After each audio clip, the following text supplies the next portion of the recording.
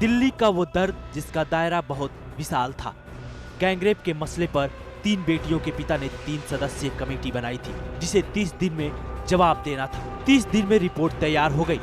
Justice Verma जब report लेकर आए तो साफ लफ्जों में कहा कि जब हम 30 दिन में रिपोर्ट बना सकते हैं तो सरकार कार्रवाई क्यों नहीं कर सकती।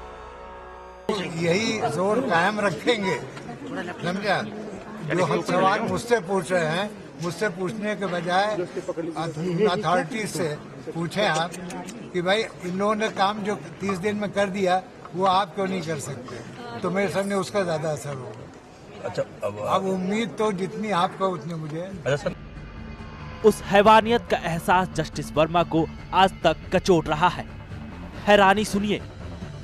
ये तो मैंने कहा कि मतलब मेरी समझ में ऐसी स्थिति में तो दुख प्रकट करना चाहिए था और शर्मिंदा होना चाहिए था।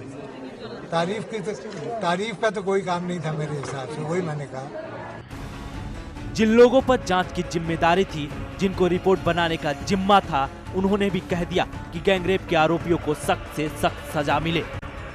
अभी बताया कि विमेन्स ऑर्गेनाइजेशन का भी सबका यही कहना था कि डेथ पेनल्टी जो है वो नहीं होनी चाहिए, और हमने सबों की भावनाओं को देख करके ओवरवेलमिंग रिस्पांस यही था कि डेथ पेनल्टी जो है वो उसका असर नहीं होता है, और करंट ट्रेंड भी यही है कि डेथ पेनल्टी अबॉलिश करने की बात हो रही है।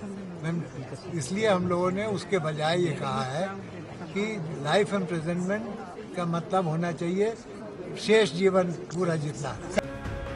जस्टिस वर्मा को समाज के हर तबके ने सुझाव दिए हैं। सुझाव की बलात्कार, यौन उत्पीड़न, छेड़खानी या गलत नियत से पीछा करने वालों से कैसे निपटा जाए। सुझाव इस बात के भी कि ऐसे अपराधियों से कैसा सलूक किया जाए। लेकिन कानून बनाने से लेकर अपराधों पर नियंत्रण लगाने तक का काम सरकार को ही करना है। उम्मीद कीजिए कि 16 दिसंबर की वो खौफनाक दास्तां सरकार भूली नहीं होगी। ब्यूरो रिपोर्ट के साथ अजीत त्रिपाठी, समाचार प्लस।